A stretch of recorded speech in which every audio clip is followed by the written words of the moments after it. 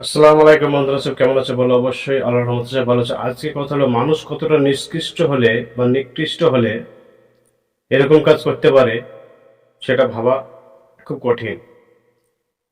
আপনারা সবাই চিনেন এখন বাংলাদেশের সব থেকে জনপ্রিয় কন্টেন্ট ক্রিয়েটর মিরাজ আফ্রিদি।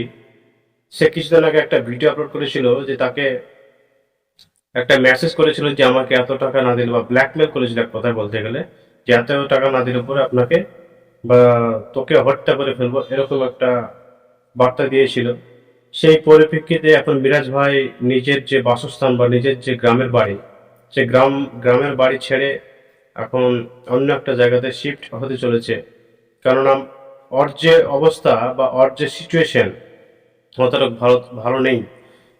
কারণ একজন মানুষের হাত নেই, তবুও তাকে ব্ল্যাকমেল করছে। আপনি ভাবতে পারছেন মানুষ টাকার জন্য কত রকম কি করতে পারে। যার দুটো হাতই নেই, হাত নেই, তারপর আপনার ওই ফেসবুকের যে ইনকাম করে, যে উপার্জন করে, সে উপার্জন দিয়ে তার সংসার চলে। সে কি করেছে, তার ব্ল্যাকমেল করেছে তার মেয়েকে মেরে ফেলতে নাকি। তো দেখুন মিরাজ ভাই কি বলছে ফুল ভিডিওটি, বা ভিডিওটি ভালো লাগলে অবশ্যই সাবস্ক্রাইব করে দিবেন। তো এই যে আমরা আসলে বাড়িঘর ছেড়ে মানে সবকিছু নিয়ে একদম বাসা থেকে চলে যাচ্ছি। এই যে দেখতে পাচ্ছেন খাট মাট সবকিছু বের করা হয়েছে। তো এগুলো আগে বার্নিশ করা লাগবে। বার্নিশ করার পর একদম একটু চোখে যখন হবে, কালকে মিস্ত্রি আসবে, সেই জন্য আর কি যে সব বের করা হয়েছে। ওই যে ওই পাশেও আছে, তারপর এই পাশে আছে খাট।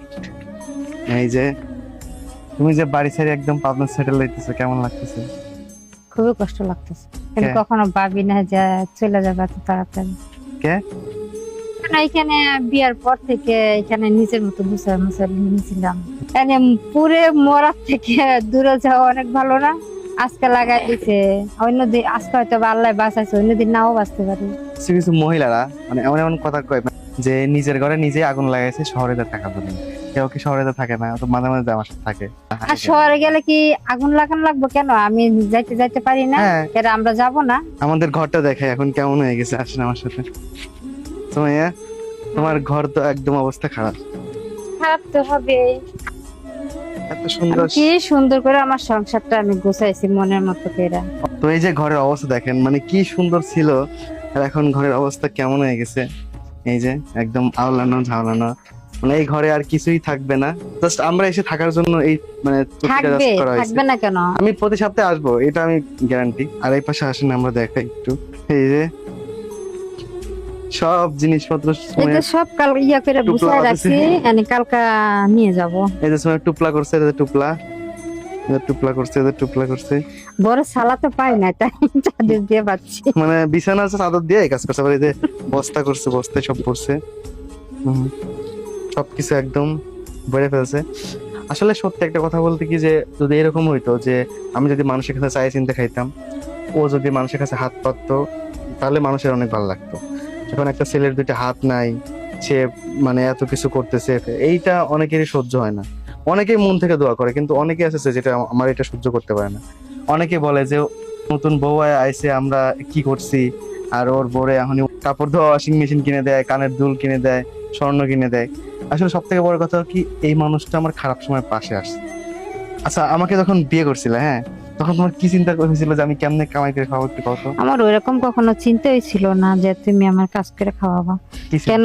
মূলত তোমার তো যে দুইটা মানে হাত মানুষ কাজ করে, এটাই তো আল্লাহ তোমাকে দেয় না। হুম।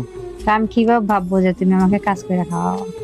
ভাবছি হয়তো বা নিজে যে কোনো একটা কিছু কইরা নিজের সংসারটা চালাবো।